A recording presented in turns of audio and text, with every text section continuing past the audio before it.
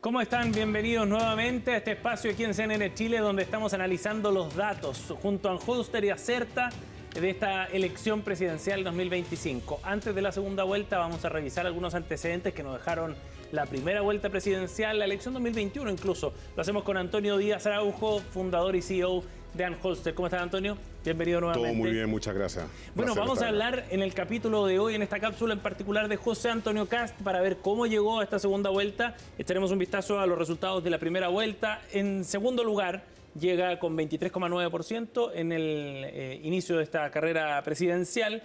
Más de 3 millones de votos tuvo en primera vuelta, Antonio. Predecible el segundo lugar, aunque Franco Parisi estuvo, yo creo que demasiado cerca para efectos globales. Mucho más de lo que se pensaba. Candidato con la mayor expansión territorial que hemos visto en esta primera vuelta. Lejos. Vamos a ir viendo precisamente el desempeño territorial de José Antonio Kast. En azul ustedes pueden ver ahí en el mapa extenso de Chile, el norte lo concentra Franco Parisi, pero ¿dónde están los puntos fuertes de José Antonio Kast? Partamos por eso. Votante más bien rural, lejos de las urbes, muy fuerte en hombres. Ganó en 169 comunas y 7 regiones. Yo diría que el gran tema que tiene José Antonio Kast en la segunda vuelta es consolidar los votos de Johannes Kaiser, Evelyn Matei y tratar de agarrar algo de los votos de Franco Parisi, si es que no se van. Ahora, ¿dónde estuvo más fuerte José Antonio Kast? Por ejemplo, en la zona centro-sur, estamos viendo aquí los resultados de la región de O'Higgins, y claro, acá Johannes Kaiser obtuvo un 13,9%, Evelyn Matei un 11,3%, o sea, ahí hay casi 24 puntos que le permitirían en esa región, por ejemplo, solo para plantear un punto, alcanzar el 50% de los Absolutamente, votos. Y mientras más al sur vamos, mayor es el gap que tiene José Antonio Kast. Uno podía ver gráficamente los colores que teníamos en la región de O'Higgins, en el Maule solo gana probablemente en Talca, yo creo que es, ¿no? En Talca es donde gana Janet Jara. Y en el sector costero en Constitución ganó Franco Parisi. Ganó Franco Parisi, y si uno sigue bajando, yo creo que va llegando cada vez más a un dominio casi absoluto de lo que es José Antonio Kast. Claro, exactamente, porque cuando uno va avanzando hacia el sur, vamos a llegar acá a la región de la Araucanía, por ejemplo, vemos ahí el 32,6%. Es una victoria completa. Total. Absolutamente. Y en cada una de las comunas de la región obtiene ese triunfo. Ahora, si nos vamos un poco más atrás, ahí está claro cuál es la zona donde José Antonio Kast tenía la pega más o menos hecha. Pero hay otras zonas donde no estuvo tan bien en la primera vuelta acá. O sea, si vamos a la región metropolitana, es un claro ejemplo. Vamos a verlo. La región metropolitana, donde si bien en comunas como Vitacura, Ñuñoa y así sucesivamente tiene un buen desempeño, es un sector donde más bien ganó Evelyn Matei. Claro, en esa zona, el sector oriente, en el distrito 11, Evelyn Matei tuvo buenos resultados, fue la mejor zona en la que rindió, y José Antonio Kast en la zona urbana le cuesta, porque estas zonas, las que están pintadas en azul, donde obtuvo triunfo, son el sector poniente de San Pedro, por ejemplo, la comuna de Melipilla le va bien, también en Paine, su zona tradicional, Obuin, pero cuando uno va a la zona urbana... dormitorios de Santiago. Exacto, y uno va a las zonas urbanas, y claro, ahí le cuesta un poco más a José Antonio Kast. De hecho, en Ñuñoa, por ejemplo, llega en tercer lugar detrás de Evelyn Matei, o en la comuna de Santiago incluso también. Absolutamente. Y ahí es donde la pelea, la región metropolitana representa el 38% del padrón electoral. Claro. Por lo tanto, descartarla es un error, pero la fortaleza de él está en otros puntos, ¿no? Y incluso si que uno va a la región de Valparaíso, también se puede apreciar a grandes rasgos, digamos, que también a José Antonio Kast le costó ahí. Ahora, ¿va a ser bien importante esas dos regiones para esta segunda vuelta, Antonio?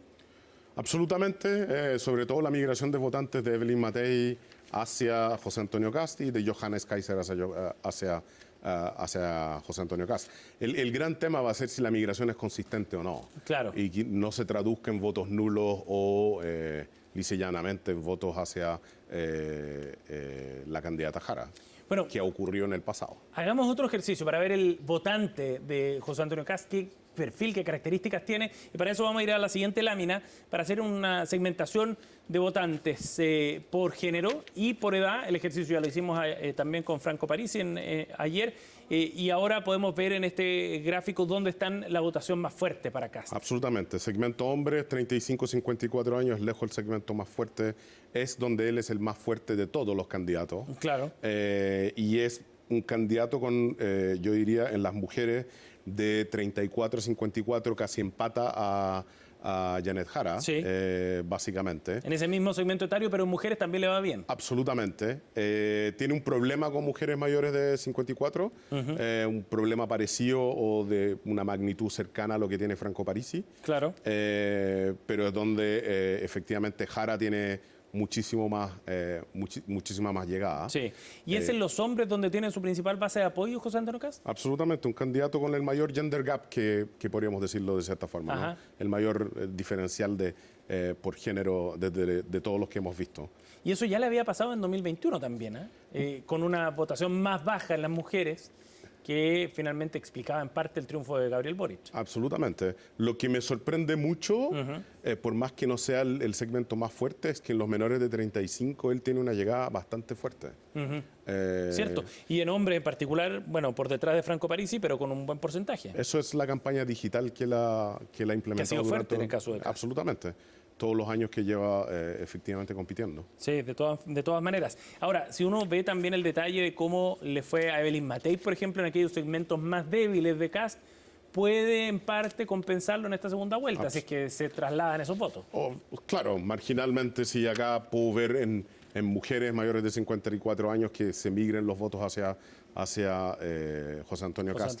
Claro que podríamos tener efectivamente una segunda vuelta con una votación por generalidad bastante distinta a lo que estamos viendo ahora. Vamos a ir a la siguiente lámina para ver, Antonio, y profundizar de dónde vinieron los votos de José Antonio Kast. Nos tomamos de los datos de noviembre de 2021, de la primera vuelta presidencial, para ver esa transferencia. ¿Cómo lo explicamos este gráfico? Claro, uno ve muy pocas transferencias de votos de personas que votaron por Boric y Provoste u otros en primera vuelta hacia José Antonio Kast. Su votación viene básicamente de Sichel, que era un candidato de RN y de Chile Vamos, y del mismo Kast, que su voto se mantiene constante, y una parte no menor de blancos nulos y no vota, un 16% llega como a la masa de votos que sacó José Antonio Kast en noviembre, ahora en la primera vuelta en noviembre de 2025. Interesante este antecedente porque confirma que efectivamente José Antonio Kast puede absorber ese votante de centro-derecha cuando no tiene una alternativa competitiva a ese votante.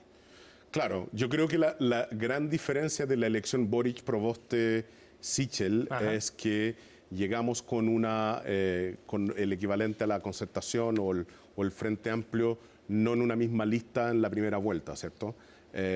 Acá llegamos con una Janet Jara en una primera vuelta sola y llegamos con 3 candidatos de derecha. Acá yo creo que el escenario va a ser un poco distinto, que se consolida toda la derecha en José Antonio Kast, ¿no?